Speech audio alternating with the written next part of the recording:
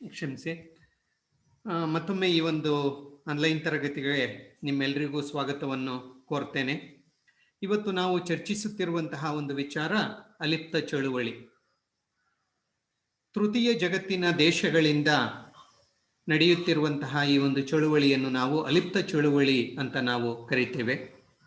ಅಲಿಪ್ತ ಚಳುವಳಿ ಅಂದ್ರೆ ಏನು, ಅದರ ತತ್ವ ಏನು, ಅದರ ವಿಚಾರಗಳೇನು, ಅದು ಆರಂಭವಾಗೋಕೆ ಕಾರಣ ಏನು ಮುಂತಾದ ವಿಚಾರಗಳನ್ನು ಇಂದಿನ ಒಂದು ತರಗತಿಯಲ್ಲಿ ನಾವು ಚರ್ಚೆ ಮಾಡೋಣ. ರೈಟ್. ಕನ್ನಡದಲ್ಲಿ ಅಲಿಪ್ತ ಚಳುವಳಿ ಅಂತ ಹೇಳ್ತೀವಿ, ಇಂಗ್ಲಿಷಲ್ಲಿ ನಾನ್ ಅಲೈಡ್ ಮೂವ್ಮೆಂಟ್ ಅಂತ ಹೇಳ್ತೇವೆ. ಏನಿದು ನಾನ್ ಅಲೈಡ್ ಮೂವ್ಮೆಂಟ್? ಓಕೆ, ಮುಂದೆ ಅದ್ರ ಬಗ್ಗೆ ನಾನು ಹೆಚ್ಚಿನದಾಗಿ ನಿಮ್ಮ ಜೊತೆ ಚರ್ಚೆ ಮಾಡ್ತೇನೆ. ರೈಟ್. ಈ ಅಲಿಪ್ತ ಚಳುವಳಿ, ಅಲಿಪ್ತ ಕೂಟ, ಅಲಿಪ್ತ ಚಳುವಳಿ ಎನ್ನುವುದು ದ್ವಿತೀಯ ಮಹಾಯುದ್ಧದ ನಂತರ ಆದಂತಹ ಒಂದು ಬದಲಾವಣೆ, ಬೆಳವಣಿಗೆ ಅಂತ ನಾವು ಹೇಳ್ಬೋದು.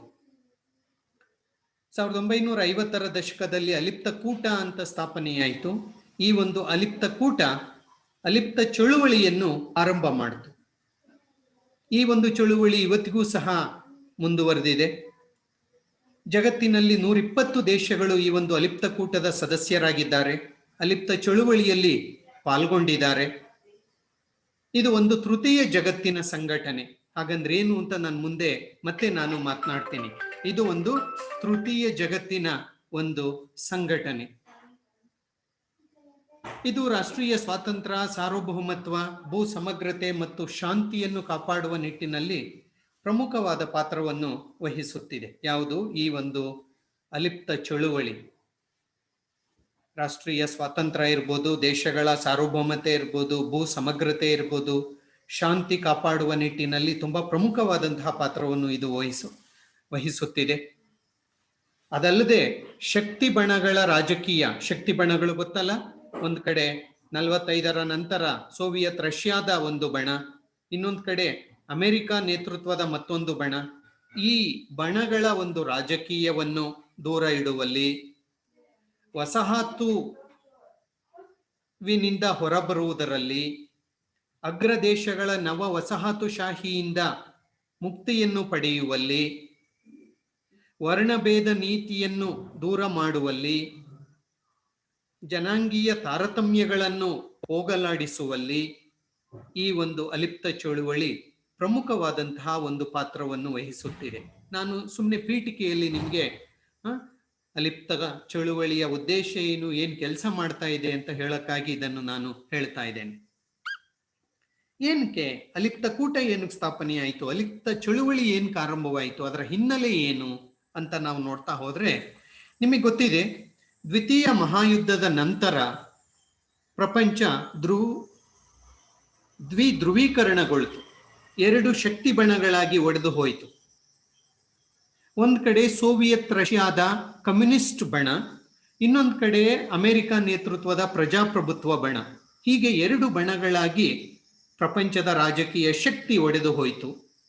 ಪ್ರಪಂಚದ ಬಹುತೇಕ ದೇಶಗಳು ಇಲ್ಲ ಈ ಬಣದ ಜೊತೆ ಇದ್ರು, ಕಮ್ಯುನಿಸ್ಟ್ ಬಣದ ಜೊತೆ ಇದ್ರು, ಇಲ್ಲ ಪ್ರಜಾಪ್ರಭುತ್ವ ಬಣದ ಜೊತೆ ಇದ್ರು. ಹೀಗೆ ಪ್ರಪಂಚ 2 ಶಕ್ತಿ ಬಣಗಳಾಗಿ ಒಡೆದು ಹೋಯಿತು.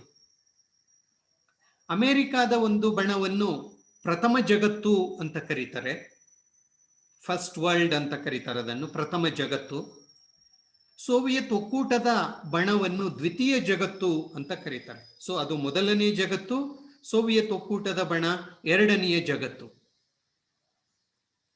ಹಾಗಾದ್ರೆ ಈ ಪ್ರಥಮ ಜಗತ್ತಿನ ಒಂದಿಗೆ ನಂಟು ಹೊಂದಿದ್ದಂತಹ ದೇಶಗಳು ದ್ವಿತೀಯ ಜಗತ್ತಿನ ಸೋವಿಯತ್ ಒಕ್ಕೂಟದೊಂದಿಗೆ ಸಂಬಂಧವನ್ನು ಹೊಂದಿದಂತಹ ದೇಶಗಳು ಅಲ್ಲದೆ ಪ್ರಪಂಚದಲ್ಲಿ ಇತರೆ ಹಲವಾರು ದೇಶಗಳಿದ್ದವು. ಈ ದೇಶಗಳು ಇಲ್ಲ ಅಮೆರಿಕದ ಬಣದ ಜೊತೆಗೂ ಸೇರಿರಲಿಲ್ಲ, ಇನ್ನೊಂದು ಕಡೆ ಸೋವಿಯತ್ ಒಕ್ಕೂಟದ ಕಮ್ಯುನಿಸ್ಟ್ ಬಣದ ಜೊತೆಗೂ ಸೇರಿರಲಿಲ್ಲ. ಅವು ಸ್ವತಂತ್ರವಾಗಿದ್ದವು. ತಟಸ್ಥ ಅಂತ ಹೇಳುವುದು ಸರಿಯಾದ ಪದ ಅಲ್ಲ, ಪ್ರತ್ಯೇಕವಾಗಿದ್ದವು, ಶಕ್ತಿ ಬಣಗಳಿಂದ ದೂರವಾಗಿದ್ದವು.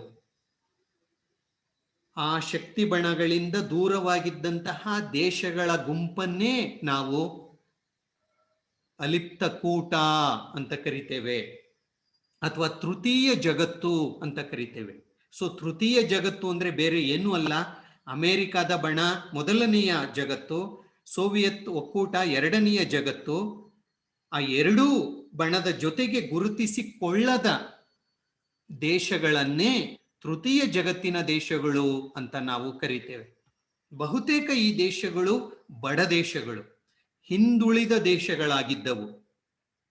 ಸೊ ಆ ದೇಶಗಳನ್ನೇ ನಾವು ತೃತೀಯ ಜಗತ್ತಿನ ದೇಶಗಳು ಅಂತ ನಾವು ಕರಿತೀವಿ. ಆ ತೃತೀಯ ಜಗತ್ತಿನ ದೇಶಗಳ ಒಂದು ಸಂಘಟನೆಯೇ ಅಲಿಪ್ತ ಕೂಟ. ಅವರು ಮಾಡಿದ ಹೋರಾಟವನ್ನೇ ಅಲಿಪ್ತ ಚಳುವಳಿ ಅಂತ ನಾವು ಕರಿತೇವೆ. ಬಹುಶಃ ಈಗ ನಿಮಗೆ ಅರ್ಥವಾಯಿತು ಅನ್ಸುತ್ತೆ. ಅಲಿಪ್ತ ಕೂಟ ಅಂದ್ರೆ ಯಾವುದೇ ಶಕ್ತಿ ಬಣದ ಜೊತೆಗೆ ಸೇರಿಕೊಳ್ಳದೆ ತಮ್ಮದೇ ಆದಂತಹ ಸ್ವಾತಂತ್ರ್ಯವನ್ನು ಕಾಪಾಡಿಕೊಂಡಂತಹ ದೇಶಗಳ ಒಂದು ಒಕ್ಕೂಟವನ್ನು, ಸಂಘಟನೆಯನ್ನು ನಾವು ಅಲಿಪ್ತ ಕೂಟ ಅಂತ ಕರಿತೇವೆ. ಮುಂದೆ ಅದರ ಬಗ್ಗೆ ಡೀಟೇಲ್ ಆಗಿ ಮಾತನಾಡ್ತೀನಿ. ಅದಕ್ಕಿಂತ ಮೊದಲು ಅಲಿಪ್ತತೆ ಅಂದ್ರೇನು? What is non alignment? Alignment ಅಂದ್ರೆ ಯಾರ್ದೋ ಜೊತೆಗೆ ಸೇರ್ಕೊಳ್ಳೋದು, ಇಲ್ಲ ಅಮೆರಿಕದ ಜೊತೆಗೆ ಸೇರ್ಕೊಳ್ಳೋದು, ಇಲ್ಲ ಸೋವಿಯತ್ ರಷ್ಯಾದ ಜೊತೆಗೆ ಸೇರ್ಕೊಳ್ಳೋದು, ಅದನ್ನು ನಾವು ಅಲೈನ್ಮೆಂಟ್ ಅಂತ ಕರಿತೇವೆ, ಲಿಪ್ತತೆ. ಆದ್ರೆ ಇಲ್ಲಿ ಅಲಿಪ್ತತೆ ಅಂದ್ರೆ ಯಾವುದೇ ಮಿಲಿಟರಿ ಬಣಕ್ಕೂ ಸೇರದೆ, ಅಂದ್ರೆ ಅಮೆರಿಕ ಬಣದ ಜೊತೆಗೂ ಸೇರದೆ, ಸೋವಿಯತ್ ರಷ್ಯಾದ ಬಣದ ಜೊತೆಗೂ ಸೇರದೆ ಸ್ವತಂತ್ರವಾಗಿ ಉಳಿಯುವ ನೀತಿಯೇ ಅಲಿಪ್ತತೆ. ಓಕೆ, ಅಲಿಪ್ತತೆ ಅಂತ ಕರಿತೀವಿ. ಅವ್ರ ಜೊತೆನೂ ಸೇರಲ್ಲ, ಇವ್ರ ಜೊತೆನೂ ಸೇರಲ್ಲ, ನಾವು ಸ್ವತಂತ್ರವಾಗಿರುವಂತಹ ಒಂದು ವ್ಯವಸ್ಥೆಯನ್ನೇ ಅಲಿಪ್ತತೆ ಅಂತ ಕರಿತೀವಿ. ಅಂದ್ರೆ ಶಕ್ತಿ ಬಣಗಳಿಂದ ದೂರವಿರುವುದು, ಅಥವಾ ಆ ಎರಡೂ ಬಣಗಳ ನಡುವೆ ಆರಂಭವಾಗಿದ್ದಂತಹ ಶೀತಲ ಸಮರವನ್ನು ವಿರೋಧಿಸುವ ಒಂದು ನೀತಿಯನ್ನೇ ನಾವು ಅಲಿಪ್ತತೆ ಅಂತ ಕರಿತೀವಿ, ಅಥವಾ ಅಲಿಪ್ತ ನೀತಿ ಅಂತ ಕರಿತೇವೆ. ಅಲಿಪ್ತ ನೀತಿ ಅಂದ್ರೆ ಏನೂ ಇಲ್ಲ, ಎರಡೂ ಬಣಗಳ ರಾಜಕೀಯವನ್ನು ವಿರೋಧಿಸುವ ನೀತಿಯೇ ಅಲಿಪ್ತ ನೀತಿ.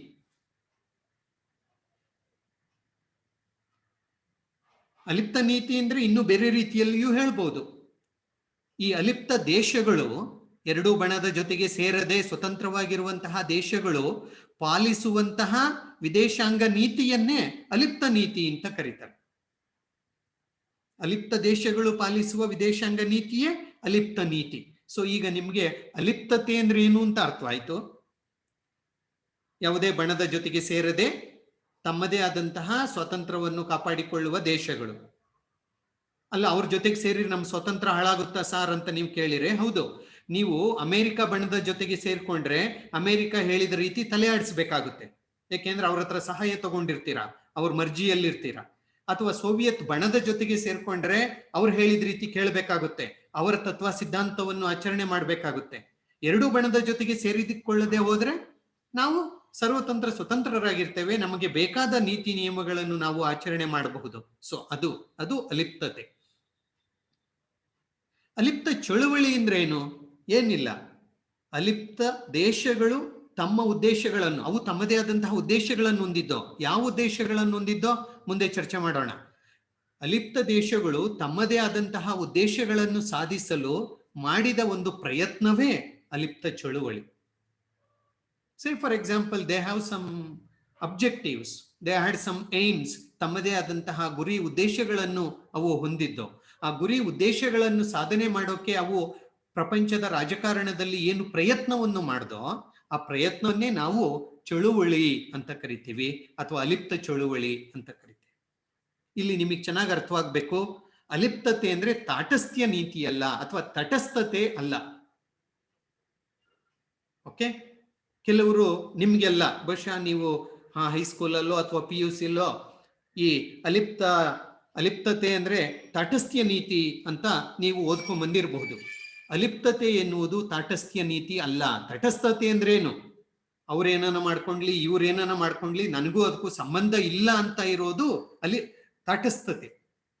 ಆದ್ರೆ ಇಲ್ಲಿ ಆ ಬಣಕ್ಕೂ ಸೇರದೆ ಈ ಬಣಕ್ಕೂ ಸೇರದೆ ಸ್ವತಂತ್ರವಾಗಿರುವ ದೇಶಗಳು ಪ್ರಪಂಚದ ಪ್ರಮುಖ ರಾಜಕೀಯ ವಿಚಾರಗಳ ಬಗ್ಗೆ ತಟಸ್ಥವಾಗಿರೋಲ್ಲ. ತಮ್ಮ ಅನಿಸಿಕೆಗಳನ್ನು, ತಮ್ಮ ವಿಚಾರಗಳನ್ನು, ಯಾವುದು ಸರಿ ಯಾವುದು ತಪ್ಪು ಎನ್ನುವುದನ್ನು ಸರಿಯಾದ ವೇದಿಕೆಯಲ್ಲಿ ಸರಿಯಾದ ಸಮಯದಲ್ಲಿ ತಿಳಿಸುವ ಪ್ರಯತ್ನವನ್ನು ಮಾಡ್ತವೆ. ಹಾಗಾಗಿ ಇದು ತಟಸ್ಥ ನೀತಿ ಅಲ್ಲ. ತಟಸ್ಥತೆ ಅಂದ್ರೆ ಏನು ನೋಡ್ದಂಗೆ ಕಣ್ಮುಚ್ಕೊಂಡು ಕುತ್ಕೊಂಡ್ಬಿಡೋದು ಅನ್ನುವ ಅರ್ಥ ಬರುತ್ತೆ. ಆದ್ರೆ ಇದು ತಟಸ್ಥ ನೀತಿ ಅಲ್ಲ. ಬೇಕಾದ ಸಮಯದಲ್ಲಿ ಬೇಕಾದಂತಹ ಒಂದು ಸರಿಯಾದಂತಹ ಒಂದು ನಿರ್ಣಯವನ್ನು ಕೈಗೊಳ್ಳುವಂತಹ ಒಂದು ನೀತಿ. ಹಾಗಾಗಿ ಅಲಿಪ್ತತೆ ಅಂದ್ರೆ ತಟಸ್ಥ ನೀತಿ ಅಲ್ಲ. ಶಕ್ತಿ ಬಣಗಳಿಂದ ದೂರವಿರುವುದೇ ಅಲಿಪ್ತ ನೀತಿ. ಹಾಗಂತ ಹೇಳಿಬಿಟ್ಟು ಶಕ್ತಿ ಬಣಗಳು ಹೇಳಿದ್ದನ್ನು ನಾವು ಒಪ್ಪೋದಿಲ್ಲ, ಅದೇ ಅಲಿಪ್ತ ನೀತಿ. ಸೊ ಇದನ್ನು ನಾವು ಅಲಿಪ್ತತೆ, ಅಲಿಪ್ತ ನೀತಿ, ಅಲಿಪ್ತ ಚಳುವಳಿ ಅಂತ ಹೇಳಿಬಿಟ್ಟು ಬೇರೆ ಬೇರೆ ಪದಗಳಲ್ಲಿ, ಪದಗುಂಜಗಳಲ್ಲಿ ಇದನ್ನು ನಾವು ಅರ್ಥ ಮಾಡಿಕೊಳ್ಳಬಹುದು. ಏನಿದು ಅಲಿಪ್ತ ನೀತಿ? ಈ ಪದವನ್ನು ಯಾರು ಮೊದಲಿಗೆ ಜಾರಿಗೆ ತಂದ್ರು ಎನ್ನುವುದರ ಬಗ್ಗೆ ಸಾಕಷ್ಟು ಜಿಜ್ಞಾಸೆ ಇದೆ. ಸಾಮಾನ್ಯವಾಗಿ ಎಲ್ಲರೂ ಹೇಳೋ ಪ್ರಕಾರ ಈ ಅಲಿಪ್ತ ನೀತಿ ಎನ್ನುವಂತಹ ಒಂದು ರಾಯಭಾರಿಕ ಒಂದು ಪದವನ್ನು, ರಾಜತಾಂತ್ರಿಕ ಒಂದು ಪದವನ್ನು ಮೊಟ್ಟ ಮೊದಲ ಬಾರಿಗೆ ವಿಶ್ವಸಂಸ್ಥೆಯಲ್ಲಿ ನಮ್ಮ ಭಾರತದ ರಾಯಭಾರಿಯಾಗಿದ್ದಂತಹ, ವಿಶ್ವಸಂಸ್ಥೆಯಲ್ಲಿ ಭಾರತದ ರಾಯಭಾರಿಯಾಗಿದ್ದಂತಹ ಕೃಷ್ಣ ಮೆನನ್ ಎನ್ನುವರು 1953ರಲ್ಲಿ ವಿಶ್ವಸಂಸ್ಥೆಯಲ್ಲಿ ಮೊದಲನೆಯ ಬಾರಿಗೆ ಬಳಸಿದರು ಅಂತ ಹೇಳಲಾಗುತ್ತೆ. ಅನಂತರ ನೆಹರೂರವರು, ಪಂಡಿತ್ ನೆಹರೂರವರು ಭಾರತದ ಪ್ರಧಾನಮಂತ್ರಿಯನ್ನಾಗಿದ್ರು. ಅವರು ಅದಕ್ಕೆ ಹೆಚ್ಚಿನ ಒಂದು ಪ್ರಾಶಸ್ತ್ಯವನ್ನು ಕೊಟ್ಟು ಅದನ್ನು ತಮ್ಮ ವಿದೇಶಾಂಗ ನೀತಿಯಲ್ಲಿ ಜಾರಿಗೆ ತಂದರು. ಅನಂತರ ಪ್ರಪಂಚದ ಹಲವಾರು ದೇಶಗಳು ಈ ನೀತಿಯನ್ನು ಒಪ್ಪಿ ತಾವೂ ಸಹ ಈ ಒಂದು ನೀತಿಯನ್ನು ಅಳವಡಿಸಿಕೊಳ್ಳಲು ಮುಂದಾದೋ. ಹೀಗೆ ಅಲಿಪ್ತ ನೀತಿ ಎನ್ನುವುದು ಜಾರಿಗೆ ಬಂತು ಅಂತ ಒಂದು ವಾದ ಇದೆ. ಆದ್ರೆ if you go by the history of this non aligned ಪದದ ಇತಿಹಾಸವನ್ನು ನಾವು ಹುಡುಕ್ತಾ ಹೋದ್ರೆ, ಈ ಪದವನ್ನು 1850ರಲ್ಲಿಯೇ ಫ್ರಾನ್ಸ್ ಫೆನಾನ್ ಎನ್ನುವಂತಹ ಒಬ್ಬ ಫ್ರೆಂಚ್ ಅಲ್ಜೀರಿಯನ್ ರೈಟರ್ ಬಳಸಿದ್ದ. 1850ರಲ್ಲಿಯೇ ಆತ 100 ವರ್ಷಗಳ ಹಿಂದೆನೆ, ಅಂದ್ರೆ ಆಗ 1953ರಲ್ಲ, 1850ರ ದಶಕದಲ್ಲಿಯೇ ಆತ ಅದನ್ನು ಬಳಸಿದ್ದ. ಹಲವಾರು ಇತರೆ ಬರಹಗಾರರು ಅದನ್ನು ಪ್ರಚುರಪಡಿಸಿದ್ರು. ಅಂದ್ರೆ ಈ ಬಣ ರಾಜಕೀಯ ಇದ್ದಾಗ ಬಣಗಳಿಂದ ದೂರವಿದ್ದಂತಹ ದೇಶಗಳನ್ನು ಗುರುತಿಸುವ ಸಲುವಾಗಿ ಆತ ಈ ಒಂದು ಪದವನ್ನು ಬಳಸಿದ್ದ. ಸೊ ಅದು ಮುಂದೆ 1950ರ ದಶಕದಲ್ಲಿ ಈ ಒಂದು ಪದ ಚಾಲ್ತಿಗೆ ಬಂತು. ಅದರಲ್ಲಿಯೂ ಆ ಪದವನ್ನು ಹೆಚ್ಚು ಚಾಲ್ತಿಗೆ ತಂದಂತಹ ಕೀರ್ತಿ, ಅದನ್ನು ಒಂದು ಅಂತಾರಾಷ್ಟ್ರೀಯ ಮಟ್ಟದ ಒಂದು ಚಳುವಳಿಯನ್ನಾಗಿ ಮಾಡಿದಂತಹ ಕೀರ್ತಿ ಭಾರತಕ್ಕೆ, ಭಾರತದ ಪ್ರಧಾನಿಯಾದಂತಹ ನೆಹರೂರವರಿಗೆ ಸಲ್ಲುತ್ತದೆ ಎನ್ನುವುದು ತುಂಬಾ ಪ್ರಮುಖವಾದಂತಹ ಒಂದು ವಿಚಾರ. ಇವತ್ತು ಏನು ಈ ಒಂದು ತೃತೀಯ ಜಗತ್ತಿನ ಹೋರಾಟ ಅಥವಾ ಅಲಿಪ್ತ ಕೂಟದ ಹೋರಾಟ, ಅಲಿಪ್ತ ಚಳುವಳಿ ಎನ್ನುವುದೇ ಇದೆ, ಪ್ರಪಂಚದಲ್ಲಿ 120 ದೇಶಗಳು ಇದರಲ್ಲಿ ಪಾಲ್ಗೊಂಡಿದ್ದಾವೆ ಅಂತ ನಾವೇನು ಹೇಳ್ತೀವಿ. ಆ ಒಂದು ಚಳುವಳಿಯನ್ನು ಆರಂಭಿಸಿದವರು ಬೇರೆ ಯಾರೂ ಅಲ್ಲ, ನೆಹರೂರವರು ಮತ್ತು ಭಾರತ ಎನ್ನುವುದು ತುಂಬಾ ಪ್ರಮುಖವಾದಂತಹ ವಿಚಾರ. ರೈಟ್. ಪಂಡಿತ್ ನೆಹರು ಅವರು ಹೇಳುವ ಪ್ರಕಾರ ಅಲಿಪ್ತ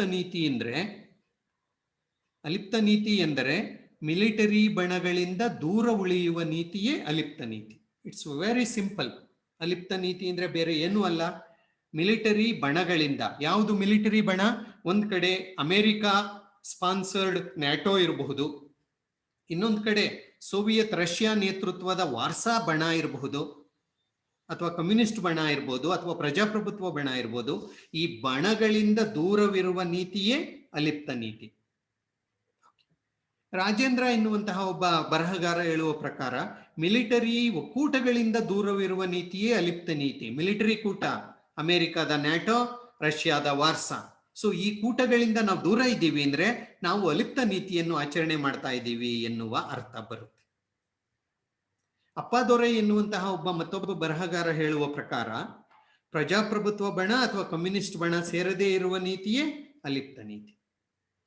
ಸೊ ಹೋಪ್ ಈ ಒಂದು ಡೆಫಿನೇಷನ್ಸ್ನೆಲ್ಲ ನೀವು ಕೇಳಿದ ಮೇಲೆ, ಅಥವಾ ಇಷ್ಟೊತ್ತು ನಾನೇನು ಚರ್ಚೆ ಮಾಡಿದೆ ಇದರಿಂದ ನಿಮ್ಗೆ ಅರ್ಥವಾಗಿದೆ ಅಂತ ನಾನು ಅನ್ಕೊಂಡಿದ್ದೀನಿ. ಏನು ಅಲಿಪ್ತ ನೀತಿ ಅಂದ್ರೆ ಏನು ಅಂತ. ಅಲಿಪ್ತ ನೀತಿ ಅಂದ್ರೆ ಬೇರೆ ಏನೂ ಅಲ್ಲ, ಯಾವುದೇ ಬಣಗಳ ಜೊತೆಗೆ ಸೇರಿಕೊಳ್ಳದೆ ತಮ್ಮದೇ ಆದಂತಹ ಸ್ವಾತಂತ್ರ್ಯವನ್ನು ಕಾಪಾಡಿಕೊಳ್ಳುವಂತಹ ಒಂದು ನೀತಿಯೇ ಅಲಿಪ್ತ ನೀತಿ, ಅಥವಾ ಶಕ್ತಿ ಬಣಗಳಿಂದ ದೂರವಿರುವ ನೀತಿಯೇ ಅಲಿಪ್ತ ನೀತಿ. ರೈಟ್. ಹಾಗಾದ್ರೆ ಈ ಅಲಿಪ್ತ ನೀತಿ, ಅಲಿಪ್ತ ಚಳುವಳಿ ಎನ್ನುವುದು ಹೇಗೆ ಆರಂಭವಾಯಿತು ಅಂತ ನಾವು ನೋಡ್ತಾ ಹೋದ್ರೆ, ನಾನೀಗಾಗಲೇ ಹೇಳಿದ್ದೀನಿ, ಈ ಅಲಿಪ್ತ ಕೂಟ ಅಲಿಪ್ತ ಚಳುವಳಿಯನ್ನು ಹುಟ್ಟುಹಾಕಿದವರು ಭಾರತದವರೇ, ನೆಹರೂರವರೇ ಈ ಒಂದು ಚಳುವಳಿಯ ಈ ನೀತಿಯ ರೂವಾರಿಯಾಗಿದ್ದರು. ಮುಂದೆ ಅದು ಅಂತಾರಾಷ್ಟ್ರೀಯ ಮಟ್ಟದಲ್ಲಿ ಒಂದು ಬಹುದೊಡ್ಡ ಚಳುವಳಿಯಾಗಿ ಮುಂದುವರಿಯಿತು, ಇವತ್ತಿಗೂ ಸಹ ಮುಂದುವರಿತಾ ಇದೆ. ಶಕ್ತಿ ಬಣಗಳಿಂದ, ಅವುಗಳ ರಾಜಕೀಯದಿಂದ, ಅವುಗಳ ಪ್ರಭಾವದಿಂದ ದೂರವಿರುವ ಸಲುವಾಗಿ ಈ ಅಲಿಪ್ತ ಕೂಟವನ್ನು ನೆಹರು ಮುಂದೆ ನಿಂತು ರಚಿಸಿದರು ಅಂತ ನಾವು ಹೇಳ್ಬೋದು. ಈ ಒಂದು ಅಲಿಪ್ತ ಕೂಟವನ್ನು ರಚನೆ ಮಾಡುವಲ್ಲಿ ಪ್ರಮುಖವಾಗಿ ಸಹಕರಿಸಿದಂತಹ ಇತರೆ ದೇಶಗಳ ನಾಯಕರುಗಳು ಅಂದ್ರೆ ಭಾರತದ ನೆಹರು ಅಲ್ಲದೆ ಈಜಿಪ್ಟಿನ ಅಧ್ಯಕ್ಷ ಅಬ್ದುಲ್ ನಾಜೀರ್, ಯುಗೋಸ್ಲಾವಿಯಾದ ಅಧ್ಯಕ್ಷ ಮಾರ್ಷಲ್ ಟೀಟೋ, ಇಂಡೋನೇಷಿಯಾದ ಅಧ್ಯಕ್ಷನಾಗಿದ್ದಂತಹ ಡಾಕ್ಟರ್ ಸುಕಾರ್ನೋ, ಘಾನಾ ಆಫ್ರಿಕಾದ ಒಂದು ದೇಶ, ಘಾನಾದ ಅಧ್ಯಕ್ಷನಾಗಿದ್ದಂತಹ ಕ್ವಾಮೆ ನೃಕಾಮೆ, ಮತ್ತು ನೇಪಾಳ, ನಮ್ಮ ನೆರೆ ದೇಶವಾದಂತಹ ನೇಪಾಳದ ದೊರೆ ವಿಕ್ರಮ್ ಶಾ ಮುಂತಾದವರು ನೆಹರೂರವರ ಜೊತೆ ಸೇರಿ ಈ ಒಂದು ಅಲಿಪ್ತ ಚಳುವಳಿಗೆ ಒಂದು ಮೂರ್ತ ರೂಪವನ್ನು ಕೊಟ್ಟರು. ಅದನ್ನು ಒಂದು ಅಂತಾರಾಷ್ಟ್ರೀಯ ಚಳುವಳಿಯನ್ನಾಗಿ ಬೆಳೆಸುವಲ್ಲಿ ಇಷ್ಟೂ ಜನ ಶ್ರಮಿಸಿದರು. ಅವರ ಶ್ರಮದ ಫಲ ಇವತ್ತು ಅಲಿಪ್ತ ಚಳುವಳಿ ಮುಂದುವರಿದಿದೆ ಅಂತ ಹೇಳ್ಬೋದು. ಸೊ ಅದರ ಆರಂಭ ಹೇಗಾಯಿತು ಅಂತ ನಾನಿಲ್ಲಿ, ಯಾರು ಕಾರಣಕರ್ತರು ಅಂತ ನಾನು ಇಲ್ಲಿ ಹೇಳಿದ್ದೇನೆ. ನೋಡಿ, ಈ ಚಿತ್ರವನ್ನು ನೀವು ನೋಡಿದರೆ ಆ 5 ಜನ ಪ್ರಮುಖ ನಾಯಕರನ್ನು, ನೇಪಾಳದ ದೊರೆ ವಿಕ್ರಮ್ ಶಾ ಬಿಟ್ರೆ ಉಳಿದವರೆಲ್ಲ ಇದ್ದಾರೆ. ಭಾರತದ ನೆಹರು, ನೃಕಾಮೆ, ಟೀಟೋ, ಅಬ್ದುಲ್ ನಾಜೀರ್, ಕ್ವಾಮೆ. ಓಕೆ, ನೆಹರು ಪಕ್ಕ ಇರುವ ಆಫ್ರಿಕಾದ ವ್ಯಕ್ತಿ ಕ್ವಾಮೆ ಅವರು. ಸೊ ಈ 5 ಜನ ಈ ಒಂದು ಅಲಿಪ್ತ ಚಳುವಳಿಯನ್ನು ಹುಟ್ಟು ಹಾಕುವಲ್ಲಿ ಪ್ರಮುಖವಾದ ಪಾತ್ರವನ್ನು ವಹಿಸಿದರು. ಓಕೆ, ಸೊ ಹಾಗಾದ್ರೆ ದ್ವಿತೀಯ ಮಹಾಯುದ್ಧದ ನಂತರ 50ರ ದಶಕದಲ್ಲಿ ಈ ಒಂದು ಅಲಿಪ್ತ ಚಳುವಳಿ ಎನ್ನುವುದೇನು ಆರಂಭವಾಯಿತು ಅಂತ ನಾವೇನು ಹೇಳ್ತೀವಿ, ಇದು ಆರಂಭವಾಗೋಕೆ ಕಾರಣಗಳೇನು? ಸರಿ, ಇಷ್ಟೊತ್ತು ನಾವು ಹೇಳ್ತಾ ಇದ್ದೋ ಶಕ್ತಿ ಬಣಗಳಿಂದ ದೂರ ಇರುವ ನೀತಿಯೇ ಅಲಿಪ್ತ ನೀತಿ. ಸರಿ, ದೂರ ಯಾಕಿರ್ಬೇಕು?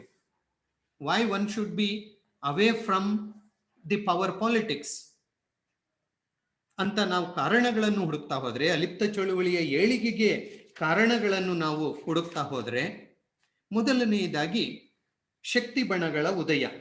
ನಿಮಗೆ ಗೊತ್ತೇ ಇದೆ, 1945ರ ನಂತರ ಪ್ರಪಂಚ 2 ಶಕ್ತಿ ಬಣಗಳಾಗಿ ಒಡೆದು ಹೋಯಿತು. ಒಂದು ಕಡೆ ಅಮೆರಿಕಾದ ಬಣ, ಇನ್ನೊಂದು ಕಡೆ ಸೋವಿಯತ್ ಒಕ್ಕೂಟದ ಬಣ. ಸೊ ಈ ಒಂದು ಶಕ್ತಿ ಬಣಗಳಾಗಿ ಒಡೆದು ಹೋದಾಗ ಅಮೆರಿಕ ಪ್ರಜಾಪ್ರಭುತ್ವ ಬಣದ ನಾಯಕನಾಯಿತು, ಸೋವಿಯತ್ ಒಕ್ಕೂಟ ಕಮ್ಯುನಿಸ್ಟ್ ದೇಶಗಳ ಒಂದು ನಾಯಕತ್ವವನ್ನು ಅದು ವಹಿಸಿತು. ಹೀಗಿರ್ಬೇಕಾದ್ರೆ ಬಹುತೇಕ ದೇಶಗಳು, ಬಡ ದೇಶಗಳು, ಅಭಿವೃದ್ಧಿ ಹೊಂದುತ್ತಿರುವಂತಹ ದೇಶಗಳು ಯಾವುದೇ ಬಣದ ಜೊತೆಗೆ ಸೇರಿಕೊಳ್ಳದೆ ತಮ್ಮದೇ ಆದಂತಹ ಒಂದು ಸ್ವಾತಂತ್ರ್ಯವನ್ನು ಮುಂದುವರಿಸಿಕೊಂಡು ಹೋದವು, ಉಳಿಸಿಕೊಂಡು ಬಂದು.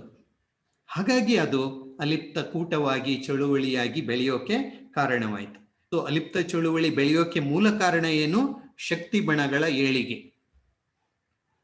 ಹಾಗಾದ್ರೆ ಶಕ್ತಿ ಬಣಗಳಿಲ್ಲ ಅಂದಿದ್ರೆ ಅಲಿಪ್ತ ಚಳುವಳಿ ಬರ್ತಿರ್ಲಿಲ್ವಾ ಸರ್? ಇಲ್ಲ ಅಂತಾನೆ ನಾವು ಹೇಳಬಹುದು. ಯಾವಾಗ ಪ್ರಪಂಚ 2 ಬಣಗಳಾಗಿ ಒಡೆದು ಹೋಯ್ತು, ಯಾವುದೇ ಬಣಕ್ಕೂ ಸೇರದೇ ಇದ್ದಂತಹ ದೇಶಗಳು, ಇಷ್ಟವಿಲ್ಲದ ದೇಶಗಳು ತಮ್ಮ ಸ್ವತಂತ್ರವನ್ನು ಮುಂದುವರಿಸಿಕೊಂಡು ಹೋದ್ರು. ಅವು ಅಲಿಪ್ತ ದೇಶಗಳಾದವು. ಬಣಗಳೇ ಇಲ್ಲ ಅಂದಿದ್ರೆ ಈ ರೀತಿಯ ಒಂದು ತೃತೀಯ ಜಗತ್ತು ಅಂತ ನಾವು ಮಾತನಾಡೋಕೆ ಸಾಧ್ಯವಾಗ್ತಾ ಇರಲಿಲ್ಲ. ಹಾಗಾಗಿ ಶಕ್ತಿ ಬಣಗಳ ಏಳಿಗೆಯೇ ಇದರ ಏಳಿಗೆಗೆ ಪ್ರಮುಖ ಕಾರಣ ಒಂದು. ಎರಡನೆಯದಾಗಿ ಶೀತಲ ಸಮರ. ವೆಲ್, ಪ್ರಪಂಚ 2 ಬಣಗಳಾಗಿ ಏನೋ ಒಡೆದು ಹೋಯ್ತು, ಆದ್ರೆ ಸುಮ್ಮನೆ ಇದ್ರ 2 ಬಣಗಳು?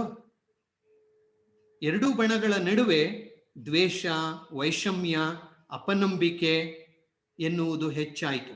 ನೀವೀಗಾಗಲೇ ಶೀತಲ ಸಮರವನ್ನು ಓದಿದ್ದೀರ.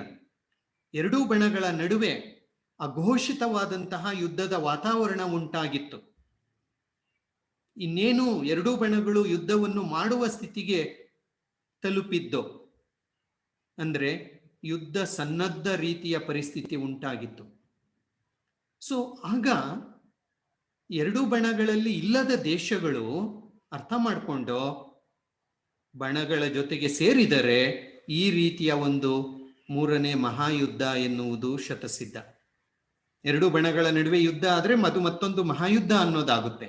ಹಾಗಾಗಿ ಈ ಶೀತಲ ಸಮರವನ್ನು ಕಡಿಮೆ ಮಾಡಬೇಕು, ಬಣಗಳ ನಡುವಿನ ದ್ವೇಷ ವೈಷಮ್ಯವನ್ನು ಕಡಿಮೆ ಮಾಡಬೇಕು ಅಂದ್ರೆ ನಾವು ಮತ್ತೊಂದು ಗುಂಪನ್ನು ಕಟ್ಟಿಕೊಳ್ಬೇಕು.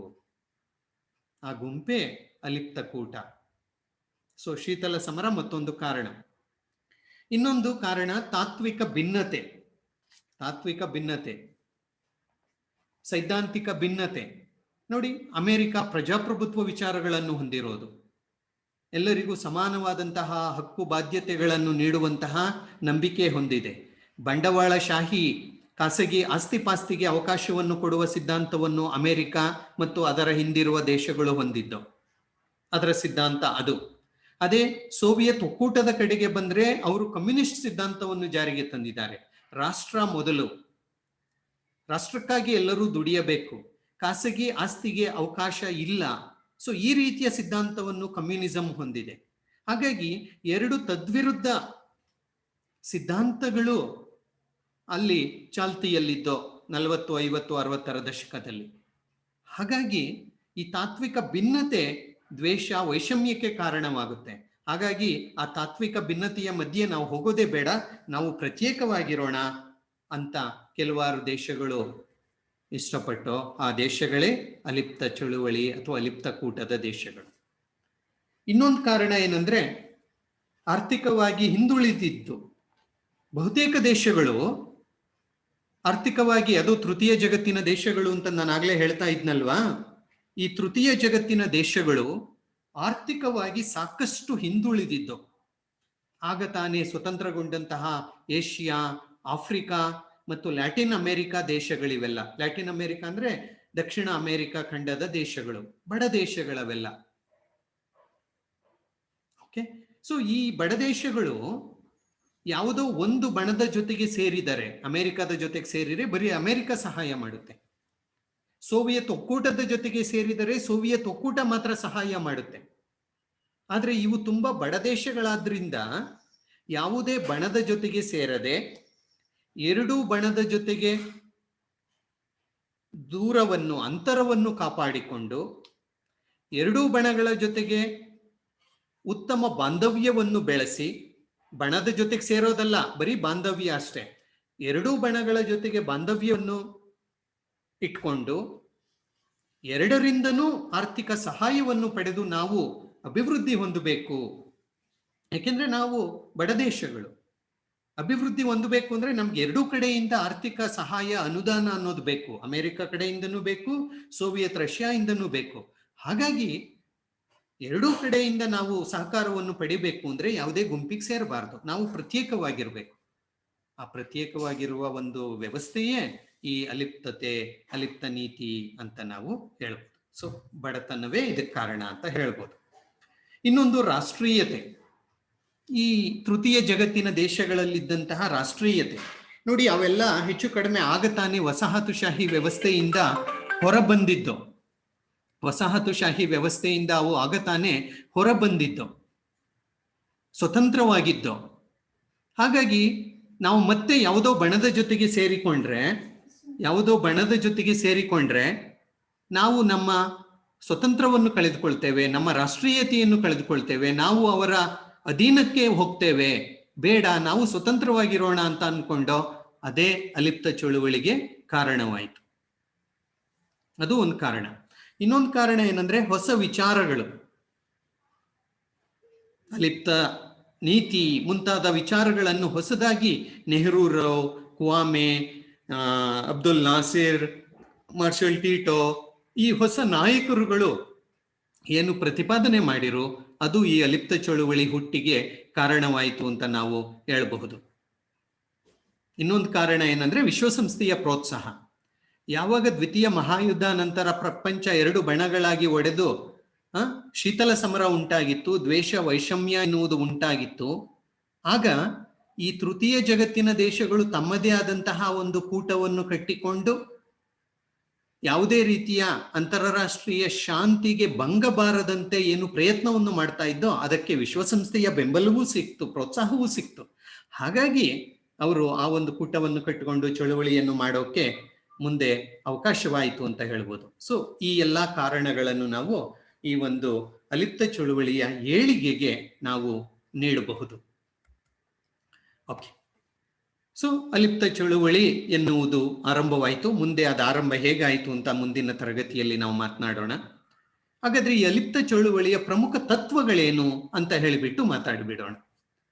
ಅಲಿಪ್ತ ಚಳುವಳಿ ಯಾವ ತತ್ವಗಳ ಮೇಲೆ ನಿಂತಿತ್ತು, on what principles it was based ಅಂತ ನಾವು ನೋಡ್ತಾ ಹೋದ್ರೆ, ಒಂದು ಪಂಚಶೀಲ ತತ್ವಗಳು. ನಿಮಗೆ ಗೊತ್ತಿದೆ, HEP ಹುಡುಗರಿಗೆ ಚೆನ್ನಾಗಿ ಗೊತ್ತಿರುತ್ತೆ ಅನ್ಸುತ್ತೆ. ಭಾರತದ ವಿದೇಶಾಂಗ ನೀತಿ ಪಂಚಶೀಲ ತತ್ವಗಳ ಮೇಲೆ ನಿಂತಿದೆ. ಏನು ಪಂಚಶೀಲ ತತ್ವಗಳು? ಪ್ರಾದೇಶಿಕ ಏಕತೆ ಮತ್ತು ಸಾರ್ವಭೌಮತ್ವಕ್ಕೆ ಗೌರವ, ಆಕ್ರಮಣ ಮಾಡದೇ ಇರೋದು ಅಂದ್ರೆ ಅನಾಕ್ರಮಣ, ಬೇರೆ ದೇಶಗಳ ಆಂತರಿಕ ವ್ಯವಹಾರದಲ್ಲಿ ಹಸ್ತಕ್ಷೇಪ ಮಾಡದೇ ಇರೋದು, ಪರಸ್ಪರ ಸಹಾಯ, ಸಮಾನತೆ ಸ್ಥಾಪನೆ ಮಾಡೋದು ಮತ್ತು ಶಾಂತಿಯುತ ಸಹಬಾಳ್ವೆ, ಇವುಗಳನ್ನು ನಾವು ಪಂಚಶೀಲ ತತ್ವಗಳು ಅಂತ ಕರಿತೀವಿ. ಸೊ ಅಲಿಪ್ತ ಚಳುವಳಿಯ ಒಂದು ಮೂಲ ತತ್ವ ಪಂಚಶೀಲ ತತ್ವಗಳನ್ನು ಆಚರಣೆ ಮಾಡೋದು. ಎರಡನೇದು ಶೀತಲ ಸಮರಕ್ಕೆ ವಿರೋಧ. ಇದು ಶೀತಲ ಸಮರವನ್ನು ವಿರೋಧಿಸುತ್ತೆ. ಮಿಲಿಟರಿ ಕೂಟಗಳನ್ನು ವಿರೋಧಿಸುತ್ತೆ. ಯಾವುದೇ ಮಿಲಿಟರಿ ಕೂಟದಲ್ಲಿ ಇದು ನಂಬಿಕೆ ಹೊಂದಿಲ್ಲ. ಶಾಂತಿಯುತ ಸಹಬಾಳ್ವೆಯಲ್ಲಿ ನಂಬಿಕೆಯನ್ನು ಇದು ಹೊಂದಿದೆ. ತಮ್ಮದೇ ಆದಂತಹ ಸ್ವತಂತ್ರವಾದಂತಹ ವಿದೇಶಾಂಗ ನೀತಿಯನ್ನು ನಾವು ಆಚರಣೆ ಮಾಡಬೇಕು ಅನ್ನುವ ನೀತಿಗೆ ಇದು ನಿಂತಿದೆ. ಶಸ್ತ್ರಾಸ್ತ್ರಗಳ ಪೈಪೋಟಿಯಲ್ಲಿ ಇದು ನಂಬಿಕೆಯನ್ನು ಹೊಂದಿಲ್ಲ. ಶಸ್ತ್ರಾಸ್ತ್ರಗಳನ್ನು ಹೊಂದಬೇಕು, ಅದಕ್ಕೆ ಇದು ನಂಬಿಕೆ ಹೊಂದಿಲ್ಲ. ಸಾಮ್ರಾಜ್ಯಶಾಹಿ ವ್ಯವಸ್ಥೆ ಮತ್ತು ವಸಾಹತುಶಾಹಿ ನೀತಿಗೆ ವಿರೋಧ. ಸಾಮ್ರಾಜ್ಯಶಾಹಿ ನೀತಿ ಅಂದ್ರೆ ಸಾಮ್ರಾಜ್ಯವನ್ನು ವಿಸ್ತರಿಸೋದು, ಬೇರೆ ಪ್ರದೇಶಗಳನ್ನು ವಶಪಡಿಸಿಕೊಳ್ಳೋದು, ಅದರಲ್ಲಿ ಇದಕ್ಕೆ ನಂಬಿಕೆ ಇಲ್ಲ. ವಸಾಹತುಶಾಹಿ ವ್ಯವಸ್ಥೆ, ಅದರಲ್ಲಿಯೂ ಇದಕ್ಕೆ ನಂಬಿಕೆ ಇಲ್ಲ. ವರ್ಣಭೇದ ನೀತಿಗೆ ವಿರೋಧ ಮತ್ತು ಅಂತಾರಾಷ್ಟ್ರೀಯ ವಿವಾದಗಳನ್ನು ಶಾಂತಿಯುತವಾಗಿ ಪರಿಹರಿಸಿಕೊಳ್ಬೇಕು, ಯುದ್ಧದಿಂದ ಅಲ್ಲ, ದ್ವೇಷದಿಂದ ಅಲ್ಲ, ಕಲಹದಿಂದ ಅಲ್ಲ, ಸಂಘರ್ಷದಿಂದ ಅಲ್ಲ ಅನ್ನುವುದು. ಮತ್ತು ಪ್ರಪಂಚದ ಬೇರೆ ಬೇರೆ ದೇಶಗಳಲ್ಲಿ ಏನು ಸ್ವತಂತ್ರ ಚಳುವಳಿಗಳು ನಡೀತಾ ಇದ್ದೋ ಅದಕ್ಕೆಲ್ಲ ಬೆಂಬಲವನ್ನು ಸೂಚಿಸಬೇಕು ಎನ್ನುವುದು ಇದರ ಮತ್ತೊಂದು ತತ್ವ. ಕೊನೆಯದಾಗಿ ಸದಸ್ಯ ದೇಶಗಳ ನಡುವೆ ಆರ್ಥಿಕ, ತಾಂತ್ರಿಕ ಮತ್ತು ವಾಣಿಜ್ಯ ಸಹಕಾರವನ್ನು ವೃದ್ಧಿಸಬೇಕು. ಸೊ ಇದು ತತ್ವಗಳು. ಇದನ್ನು ಗುರಿಗಳು ಅಂತಲೂ ಹೇಳ್ಬೋದು, ಉದ್ದೇಶಗಳು ಅಂತಲೂ ಹೇಳ್ಬೋದು. ರೈಟ್, ಓಕೆ, ಉದ್ದೇಶಗಳು ಮತ್ತೆ ಅವನ್ನೇ ರಿಪೀಟ್ ಮಾಡಬೇಕಾಗುತ್ತೆ, ಹೇಳಿಬಿಡ್ತೀನಿ. ಅಲಿಪ್ತ ಚಳುವಳಿ ಏನಕ್ಕೆ ಸ್ಥಾಪನೆಯಾಯಿತು, ಅದರ ಉದ್ದೇಶ ಏನು ಅಂತ ಬಂದ್ರೆ, ಒಂದು ಶಕ್ತಿ ಬಣಗಳಿಂದ ದೂರ ಇರುವ ಸಲುವಾಗಿ, to keep away from power politics, power blocs. ಎರಡನೇದು ವಸಾಹತುಶಾಹಿ ವಿರುದ್ಧ ಹೋರಾಟ ಮಾಡೋಕೆ. ಓಕೆ, ಏನು ವಸಾಹತುಶಾಹಿ ವ್ಯವಸ್ಥೆ ಇತ್ತು ಆ ರೀತಿಯ ವ್ಯವಸ್ಥೆಯ ವಿರುದ್ಧ ಹೋರಾಟ ಮಾಡೋಕೆ ಇದು ಸ್ಥಾಪನೆಯಾಯಿತು. ಮಿಲಿಟರಿ ಒಪ್ಪಂದಗಳನ್ನು ಧಿಕ್ಕರಿಸುವ ಸಲುವಾಗಿ, ನ್ಯಾಟೋ ಒಪ್ಪಂದ, ವಾರ್ಸಾ ಒಪ್ಪಂದ ಏನಿತ್ತು ಅವುಗಳನ್ನು ವಿರೋಧಿಸಬೇಕು ಎನ್ನುವ ದೃಷ್ಟಿಯಿಂದ ಇದು ಸ್ಥಾಪನೆಯಾಯಿತು. ಅದು ಇದರ ಉದ್ದೇಶ. ಯುದ್ಧ ಮತ್ತು ಆಕ್ರಮಣವನ್ನು ಖಂಡಿಸೋದು. ಪ್ರಪಂಚದಲ್ಲಿ ಎಲ್ಲೇ ಯುದ್ಧ ಆಗಲಿ, ಆಕ್ರಮಣಗಳಾಗಲಿ, ಅದನ್ನು ವಿರೋಧಿಸಬೇಕು. ಹಾಗಾಗಿ ಈ ಚಳುವಳಿ ಆರಂಭವಾಯಿತು. ದುರ್ಬಲ ದೇಶಗಳ ಆರ್ಥಿಕ ಅಭಿವೃದ್ಧಿಗೆ ಸಹಕಾರ. This is very important. ಏಕೆಂದ್ರೆ ಬಹುತೇಕ ದೇಶಗಳು ತೃತೀಯ ಜಗತ್ತಿನ ದೇಶಗಳು, ಬಡ ದೇಶಗಳು. ಹಾಗಾಗಿ ಆ ಬಡ ದೇಶಗಳ ಆರ್ಥಿಕ ಅಭಿವೃದ್ಧಿಗೆ ಎಲ್ಲರೂ ಸಹಕರಿಸಬೇಕು ಅನ್ನುವುದು ಇದರ ಮತ್ತೊಂದು ಉದ್ದೇಶ. ಮತ್ತು ಸಮಸ್ಯೆಗಳಿಗೆ ಶಾಂತಿಯುತ ಪರಿಹಾರ. ಪ್ರಪಂಚಾದ್ಯಂತ ಬಡತನ, ಹಸಿವು, ಅನಕ್ಷರತೆ ಇವುಗಳನ್ನು ಕಡಿಮೆ ಮಾಡೋಕೆ ಹೋರಾಟ ಮಾಡಬೇಕು. ಸಂಬಂಧಗಳ ವೃದ್ಧಿ, ಆರ್ಥಿಕ, ಸಾಮಾಜಿಕ, ರಾಜಕೀಯ ಸಂಬಂಧಗಳನ್ನು ವೃದ್ಧಿಸಬೇಕು. ಸಾಂಸ್ಕೃತಿಕ ಸಹಕಾರವನ್ನು ಸ್ಥಾಪನೆ ಮಾಡಬೇಕು ದೇಶಗಳ ನಡುವೆ. ಮತ್ತು ಮೂಲಭೂತ ಹಕ್ಕುಗಳಿಗೆ ಗೌರವವನ್ನು ಎಲ್ಲರೂ ಸೂಚಿಸುವಂತೆ ಆಗಬೇಕು. ಮತ್ತು ವಿಶ್ವಸಂಸ್ಥೆಗೆ ಗೌರವವನ್ನು ನೀಡಬೇಕು. ಹೀಗೆ ಹಲವಾರು ಉದ್ದೇಶಗಳನ್ನು ಇಟ್ಕೊಂಡು ಈ ಒಂದು ಅಲಿಪ್ತ ಚಳುವಳಿ ಎನ್ನುವುದು ಜಾರಿಗೆ ಬಂತು. ನೋಡಿ, ಈ ಮ್ಯಾಪಲ್ಲಿ ನೀವು ನೋಡಬಹುದು, ವರ್ಲ್ಡ್ ಮ್ಯಾಪಲ್ಲಿ ನೀವು ಆ ಡಾರ್ಕ್ ಬ್ಲೂ ಕಲರ್ ಏನಿದೆ, ಡಾರ್ಕ್ ಬ್ಲೂ ಕಲರ್, ಆ ಡಾರ್ಕ್ ಬ್ಲೂ ಕಲರ್ ಅಲ್ಲಿರೋ ದೇಶಗಳೆಲ್ಲ ಅಲಿಪ್ತ ದೇಶಗಳು. ಇವತ್ತು ಒಟ್ಟು 120 ದೇಶಗಳು ಅಲಿಪ್ತ ಚಳುವಳಿಯ ಭಾಗವಾಗಿದ್ದಾವೆ, ಅಲಿಪ್ತ ಕೂಟದ ಸದಸ್ಯರಾಗಿದ್ದಾವೆ. ನೋಡಿ, ಇವೆಲ್ಲ ಆಫ್ರಿಕಾ, ಬಹುತೇಕ ಆಫ್ರಿಕಾ, ನಾನು ಮುಂದೆ ಒಂದು ಲಿಸ್ಟ್ ಕೊಡ್ತೀನಿ. ಏಷ್ಯಾ, ಅದರಲ್ಲಿಯೂ ದಕ್ಷಿಣ ಏಷ್ಯಾದ ದೇಶಗಳು, ಓಕೆ, ಅರಬ್ ದೇಶಗಳು, ಲ್ಯಾಟಿನ್ ಅಮೆರಿಕಾದ ದೇಶಗಳು, ಇವೆಲ್ಲವೂ ಈ ಅಲಿಪ್ತ ಚಳುವಳಿಯ ದೇಶಗಳು. ನೋಡಿ, ನಾನಾಗ್ಲೇ ಹೇಳಿದಂತೆ ಇವತ್ತು 120 ದೇಶಗಳು ಸದಸ್ಯ ದೇಶಗಳಾಗಿದ್ದಾವೆ, 17 ದೇಶಗಳು ವೀಕ್ಷಕ ದೇಶಗಳಾಗಿದ್ದಾವೆ. ಅಬ್ಸರ್ವರ್ಸ್, ಅವ್ರ ಮೆಂಬರ್ಸ್ ಅಲ್ಲ, ಫುಲ್ ಟೈಮ್ ಮೆಂಬರ್ಸ್ ಅಲ್ಲ. ಆದ್ರೆ ಈ ಶೃಂಗಸಭೆಗಳು, ಅಲಿಪ್ತ ಕೂಟದ ಶೃಂಗಸಭೆಗಳು ನಡೆದಾಗ ಅವು ಭಾಗವಹಿಸ್ತವೆ, ಸುಮ್ಮನೆ ನೋಡ್ತವೆ ಅಷ್ಟೇ. ಸೊ ಅಂದ್ರೆ ಅಲಿಪ್ತ ತತ್ವಗಳಲ್ಲಿ ಅವು ನಂಬಿಕೆ ಹೊಂದಿದಾವೆ ಅಂತ ಅರ್ಥ. ಅಂದ್ರೆ ಏನ್ ಅರ್ಥ? ಹೆಚ್ಚು ಕಡಿಮೆ 120 + 17 137 ಪ್ರಪಂಚದಲ್ಲಿರುವಂತಹ ಒಂದು 195 ದೇಶಗಳಲ್ಲಿ 137 140 ದೇಶಗಳು ಅಲಿಪ್ತ ಚಳುವಳಿಯಲ್ಲಿ, ಅಲಿಪ್ತ ತತ್ವದಲ್ಲಿ ನಂಬಿಕೆಯನ್ನು ಹೊಂದಿದಾವೆ ಎನ್ನುವುದು ಬಹುದೊಡ್ಡ ವಿಚಾರ. ಮತ್ತು 10 ಅಂತಾರಾಷ್ಟ್ರೀಯ ಸಂಘಟನೆಗಳು ಈ ಒಂದು ಅಲಿಪ್ತ ವಿಚಾರದಲ್ಲಿ ನಂಬಿಕೆಯನ್ನು ಹೊಂದಿರುವ ದೇಶಗಳಾಗಿವೆ. ಈ ಅಲಿಪ್ತ ಕೂಟದ ಕೇಂದ್ರ ಸ್ಥಾನ ಜಕಾರ್ತಾದಲ್ಲಿದೆ, ಇಂಡೋನೇಷಿಯಾದ ಜಕಾರ್ತಾದಲ್ಲಿ ಇದರ ಕೇಂದ್ರ ಕಚೇರಿ ಇದೆ. ಇಲ್ಲಿ ನೋಡಿ, ಈ PDF ಫೈಲ್ ಅನ್ನು ನೀವು ಓಪನ್ ಮಾಡಿದ್ರೆ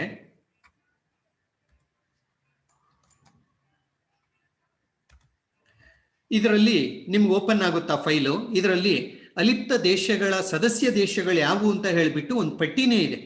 ಆಫ್ರಿಕಾ ದೇಶಗಳು, ಏಷ್ಯಾದ ದೇಶಗಳು, ಯುರೋಪಿನ 2 ದೇಶಗಳು ಇದರ ಸದಸ್ಯರಾಗಿದ್ದಾರೆ. ಸೊ ಆ ಪಟ್ಟಿಯನ್ನು ನೀವು ನೋಡಬಹುದು, ಅದು PDF ಫೈಲ್.